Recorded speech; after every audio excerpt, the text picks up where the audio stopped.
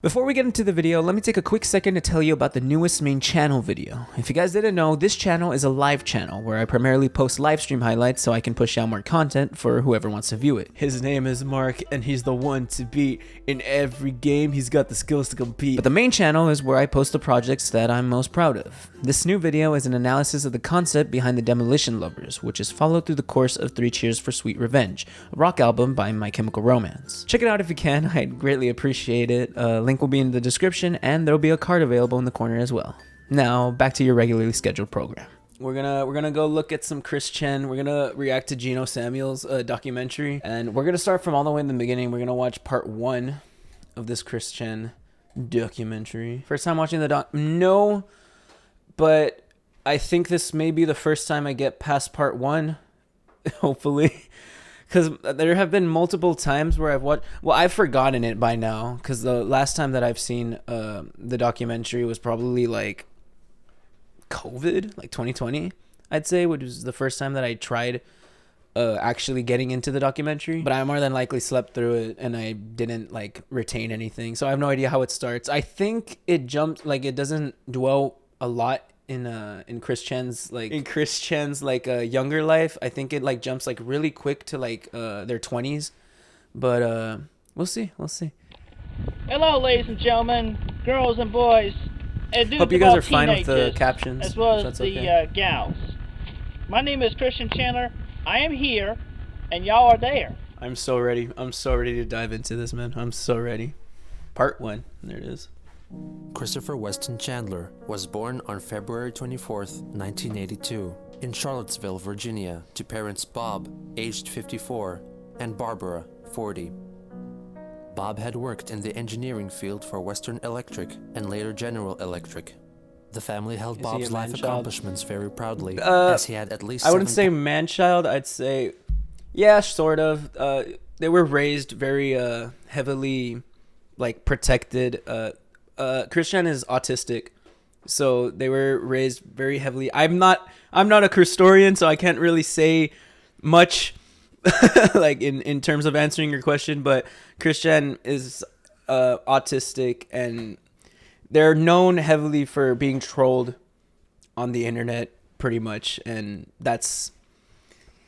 he's the most documented person on the internet, and it's pretty crazy, like their situation. Well, you'll learn more about it as we go through this documentary, but yeah, their situation is insane.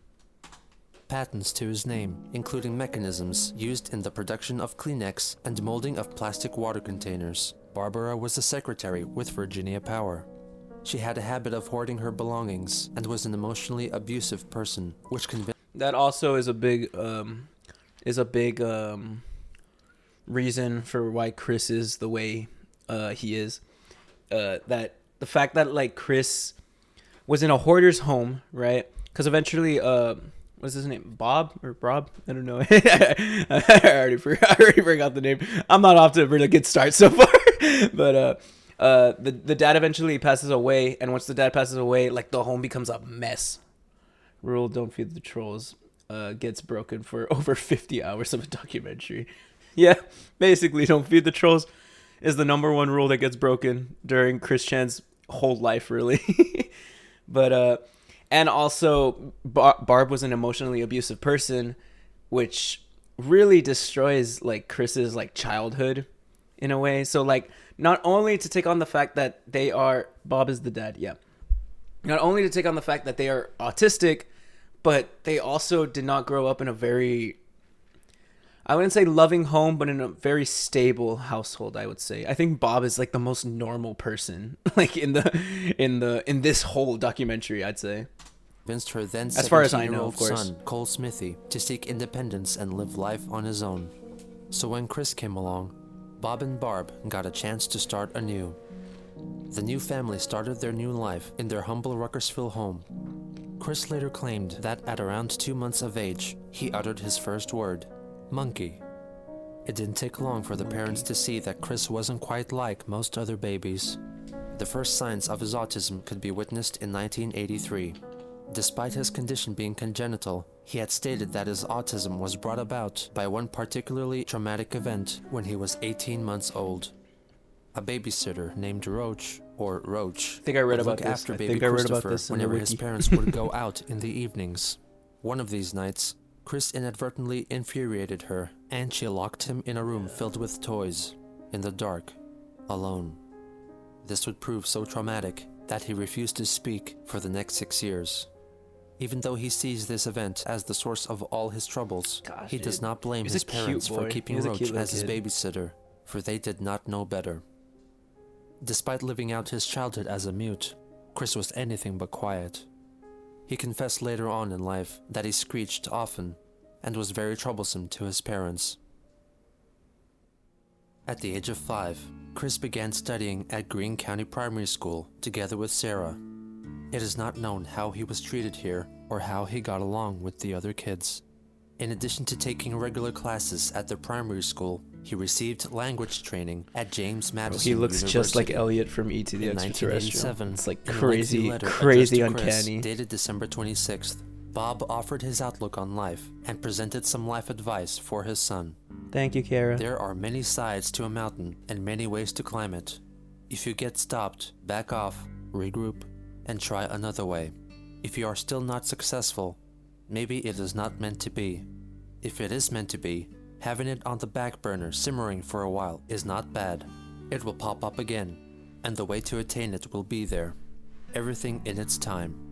Your mother and I have done our best for you, and in return, we expect at least that from you, for yourself and your children. He also expressed wishes for his... The dad was such a cool guy. Like, God, Bob was such a badass, like, dad. My goodness. Oh my gosh, that too. That, like, oh man, that makes me so sad. Oh man, I read about this. Except the alien is Sonic Shoe. Sonic Shoe is the extraterrestrial. But, oh man, the dad wanted to give Chris, like, all, like, his collection of, like, music and movies and crap. And I think, oh man, that's so sad. Slight spoiler, I think, because I read about it, but I think Chris just sells it all, which is so sad because it's the father's, like, oh man. But yeah, Bob is an amazing guy. Like, Chris did not deserve to have Bob as a father, but Bob was, like, just tried so hard to be such a good dad, man. He's like, I'm telling you, like, for real, he's probably, like, the nicest and, like, most normal person in this whole like era or whatever, this whole story. In 1989, God, during a weekly trip to the toy store with his mother, Chris picked up a GoBot up on display and slowly started to read out the text on the package, ending his 6 years of silence. Later that same year, Bob and Chris converted the shed in their backyard into a workshop, christening it the Dreaming Studio. Bob had hoped that he and his son would build things together there. He even commemorated the space with a plaque, Dreaming Studio of Mr. C and Little C, where dreams do come true. God, Bob is the However, best dad ever, when asked bro. about it, God, Chris man. could not recall what, if anything, had been built there. It was instead mostly used by Barbara for storage. For Christmas of that year, he got a Nintendo Game Boy. This was also the year that the family got Patty Chandler, a Beagle Spitz mix, which they picked up as a pup from their Aunt Karina. Chris grew very attached to the dog, displaying a fondness and arguably a love rarely shown for anything or anyone else in his life. Wow. In 1990, Bob co-hosted a jazz marathon on WTJU radio. During the program, he displayed his keen knowledge on 20s and 30s jazz music. Okay, now we go on to performance number 2, which is Tight Like That. This is November the 9th, 1928, with Chicago personnel, Tampa Red's Hokum Jug Band. There's a great group of Chicago musicians. Low key, he kind of sounds like he kind of sounds like guitar, Chris's Thomas voice. Like Chris kind of has like the same kind of like Frankie pauses Jackson and like dialect to make this a in great the voice. session. I don't know if that's just Listen me, for but some like I kind of very hear good it. Kazoo and jugs, and notice how Half-Pint Jackson laughs like scat singing. Very unusual. Dude, he just like grew up in like the terrible, well, maybe not the worst era to be like autistic in like the school system or just in life in general, but wow. Like imagine if like currently we had a scream room for like elementary, middle school kids. Like that's insane.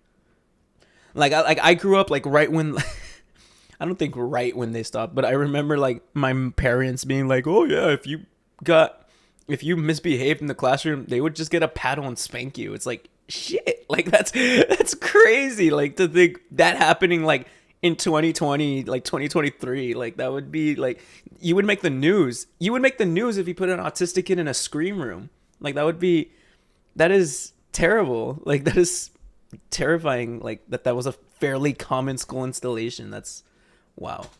And Chris had to deal with that crap. That's whatever events transpired. Wow. It forced Chris's parents to take him away from Nathaniel Green Elementary School.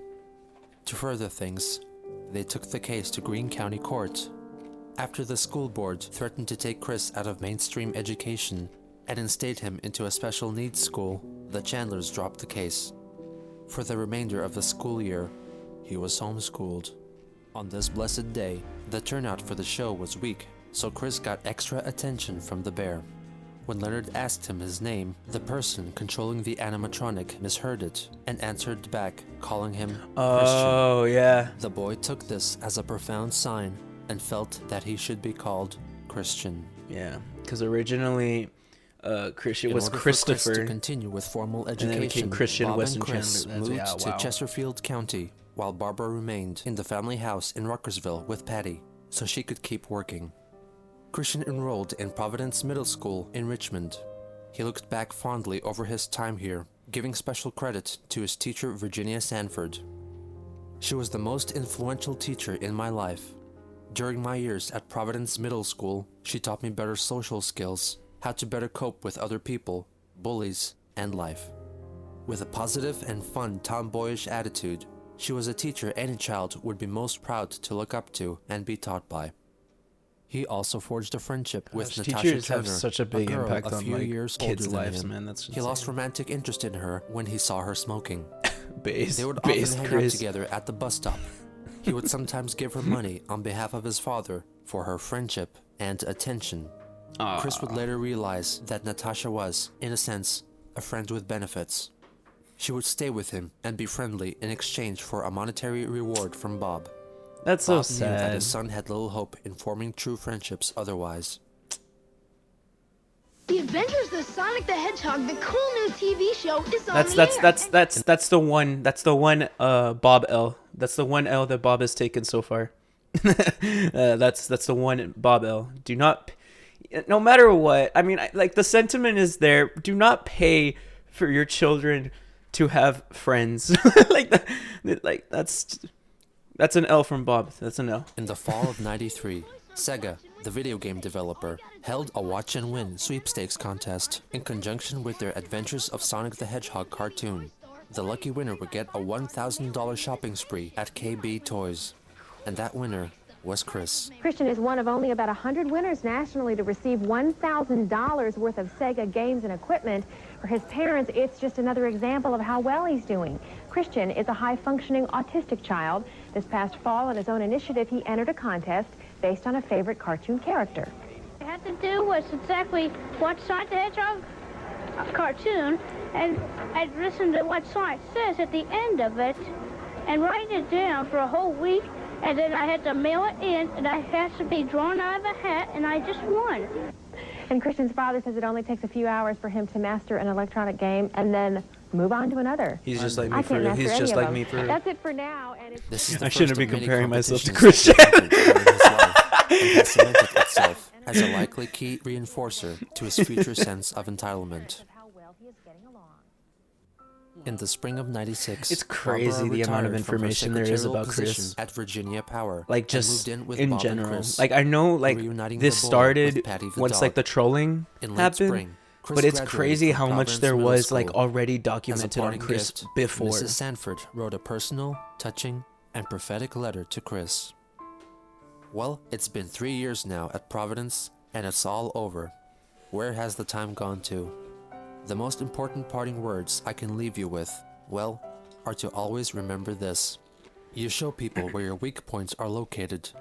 Then they will know how to push your button. If you never show them, they will never know. I hope you will have an enjoyable summer and come back to visit.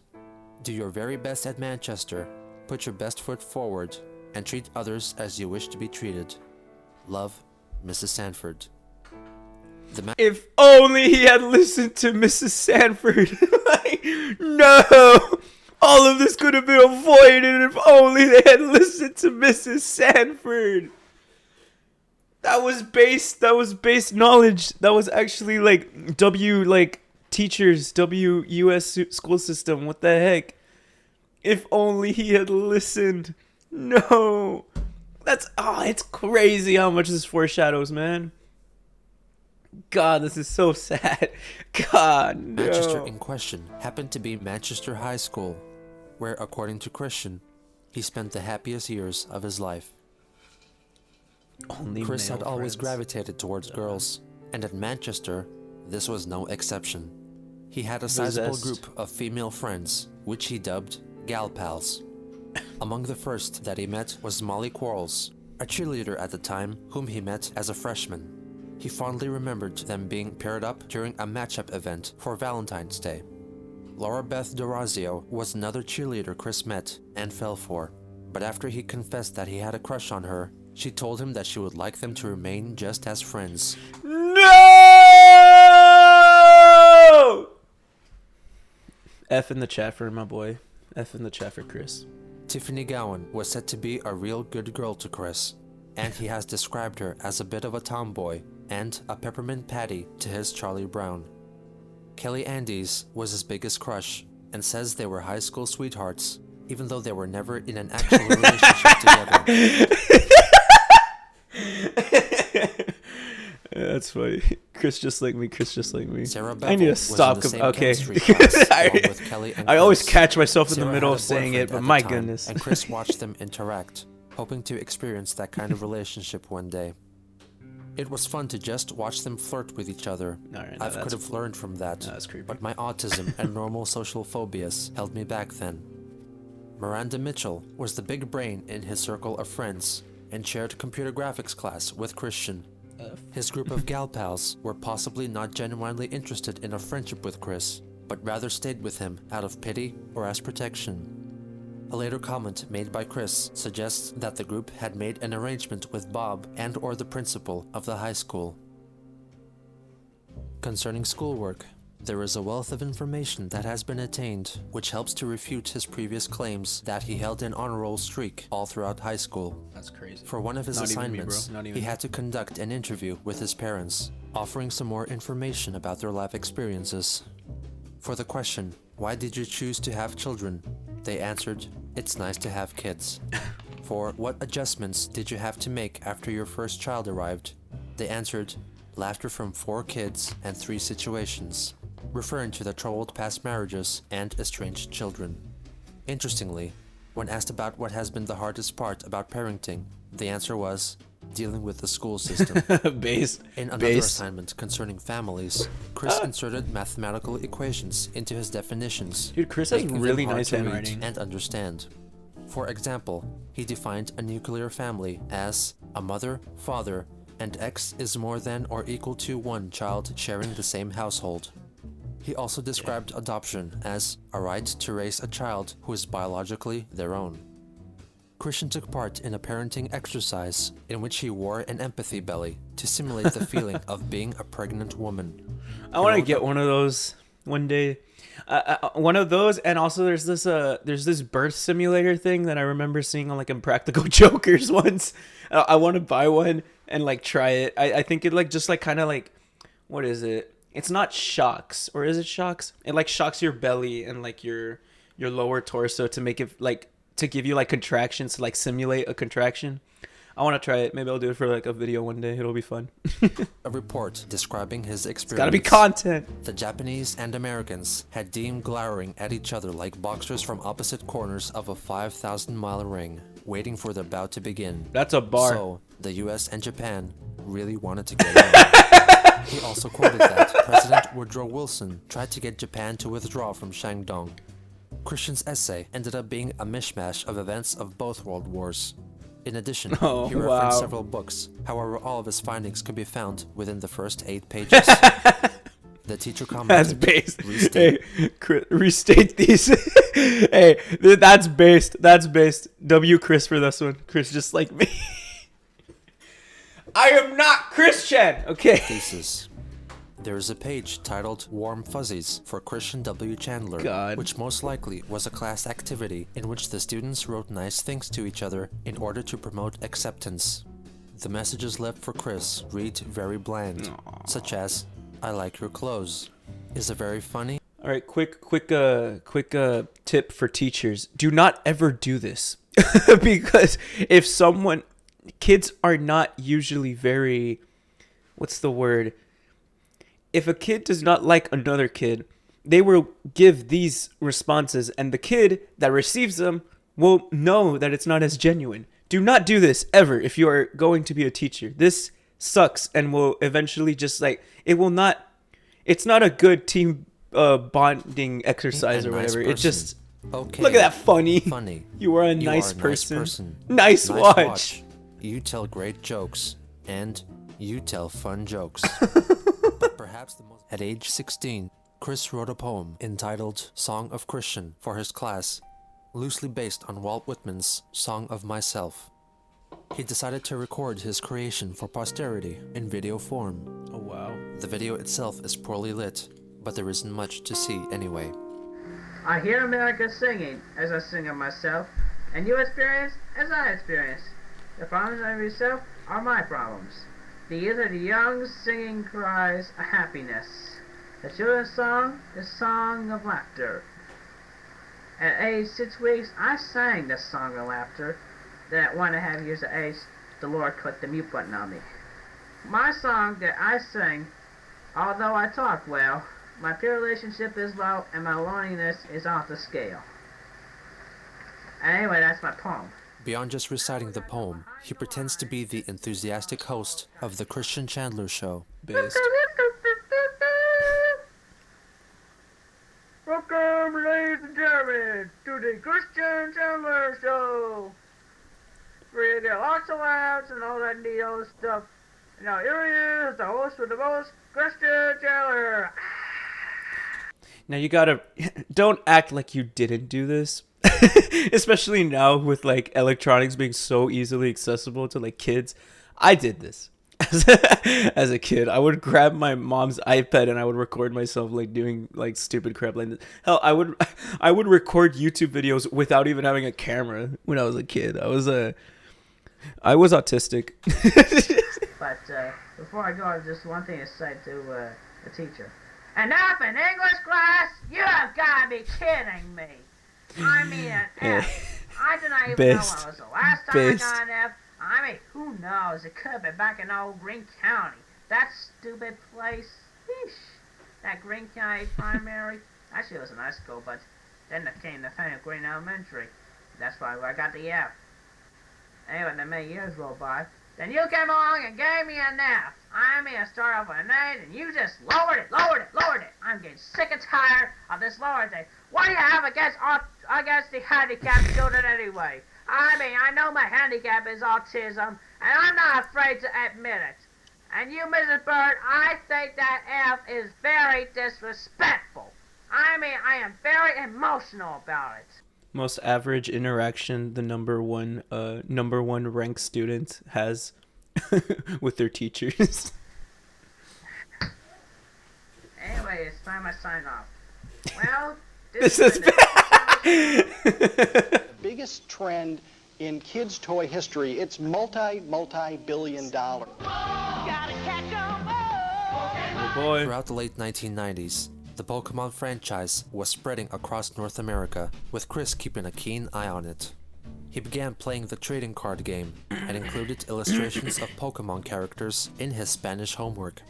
He also wrote a lengthy essay detailing how the Pokemon came into their Pokeballs, with which his teacher was very pleased. The year 1999 marked the birth of his wall of originals. This was a designated portion of the wall which displayed Pokemon trading cards that Chris made himself. It featured original Pokemon such as a female Pikachu called Pikachu and Plotistic, a plant which is autistic. This used to be a meme. I remember I sent this to my friends. It was a meme on like Instagram, and I remember sending this. It was just this clip of Plotistic, a plant who is autistic. Here's something funny. I used to do something similar to this. I used to. So you guys know Mario Party? I used to make the squares. Like I used to grab sheets of paper, and I would make the squares. Like I would draw a circle, like for like a blue circle for like +3 coins, or like a red circle for -3 coins. And I would make like circles for like all the dashes, all the spaces on Mario Party. And Chikachu is my new username. Hey, go for it. It goes hard. It goes. Mine's gonna be plotistic. I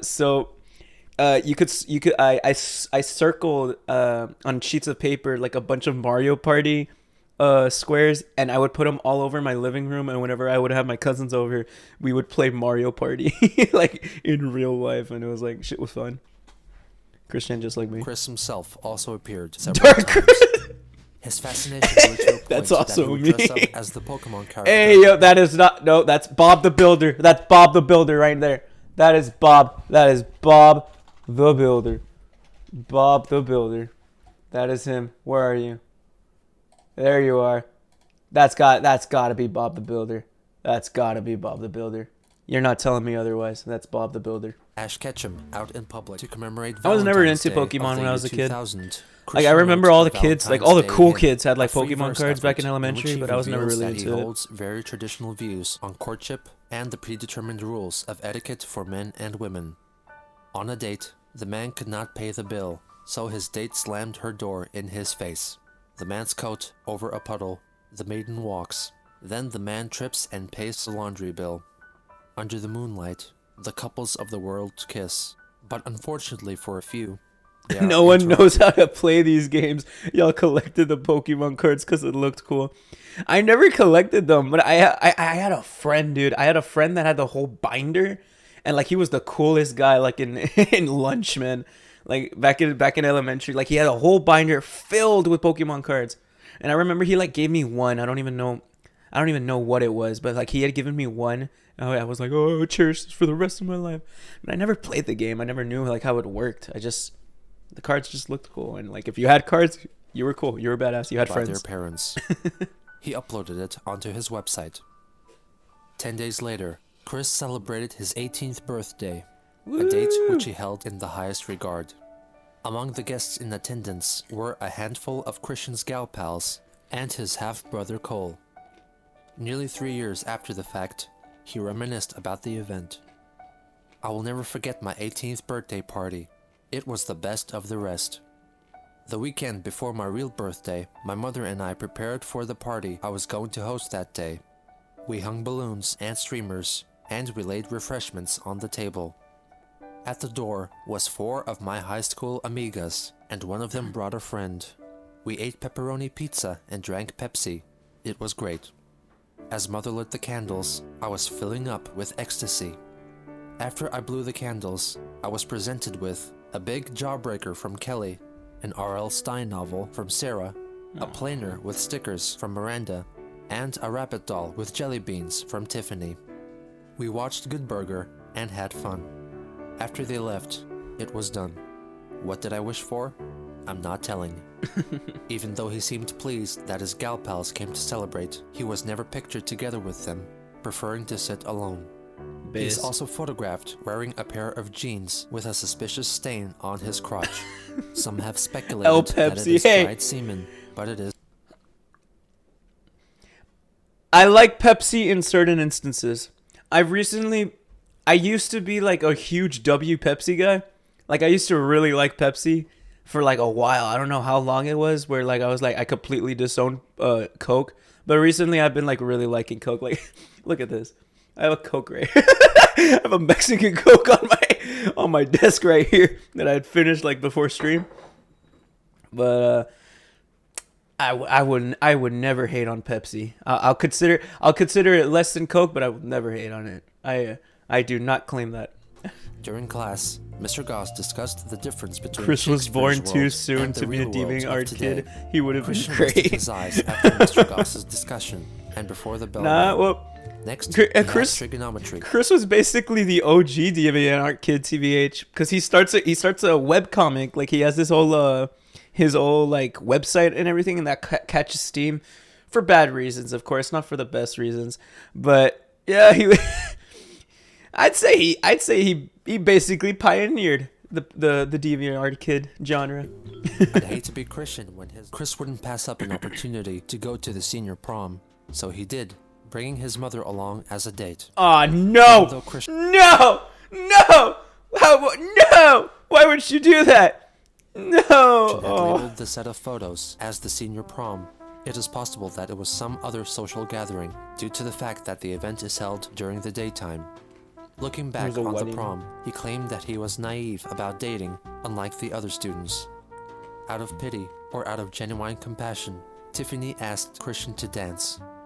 I hesitated at first, but she grabbed my hand and pulled me onto the dance floor. We danced for what felt like hours.